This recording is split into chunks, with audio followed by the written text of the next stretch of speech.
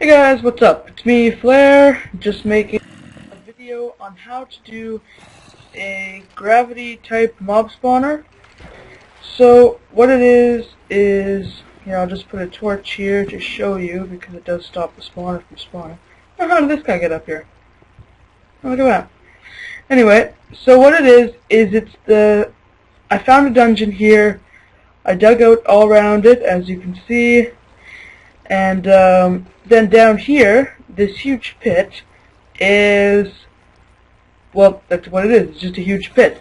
It is 23 blocks deep. Oh, you're going to see this guy fall. He's being very resistant right now. Come on. There he goes. So anyway, when they hit the bottom of there, they take a bunch of damage, which only leaves them with half a heart. So you can hit them once with anything, not even a sword or anything, and they die on the first hit. I was lucky enough to come by a zombie spawner just in here. I'll put a torch there so you can see. And down there's a ton of zombies, as you can see. The difference between these two mob spawners is the zombie one has only... I'm just going to break the torches one sec here so that they can keep spawning. But the zombie one only has 22 blocks instead of 23. Because sometimes what happens with the skeleton spawner here is that the mobs will just die on impact, and then, well, yeah, then they just die and you don't get the XP. You do get the drops, but the whole point of this is for XP, so it's not very good. Now, I prefer the zombie one because it is 22 blocks instead of 23, which makes it so that there's a lot less deaths. Oh my god, they are glitching out of the mob spawner. This is a bit scary and it's never happened to me before. I'm going to get out of here.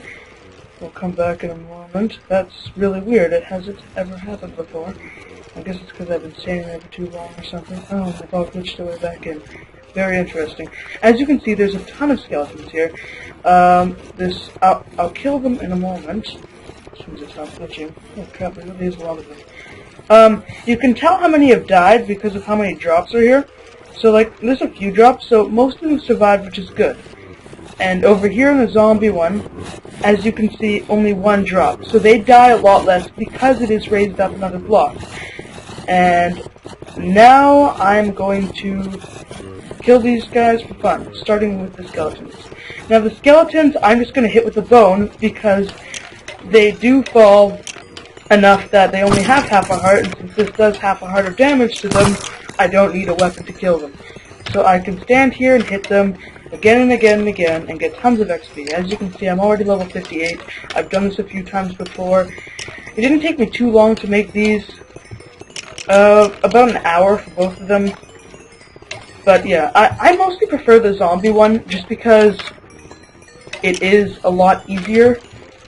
Well, not easier necessarily, but quicker. Like, it's more efficient. Because with the skeletons, they die a lot more when they hit the ground. And if the zombies survive, you do need to be up in those rooms to be spawning the mobs at all. Right now that I've killed them all, they're not going to spawn back.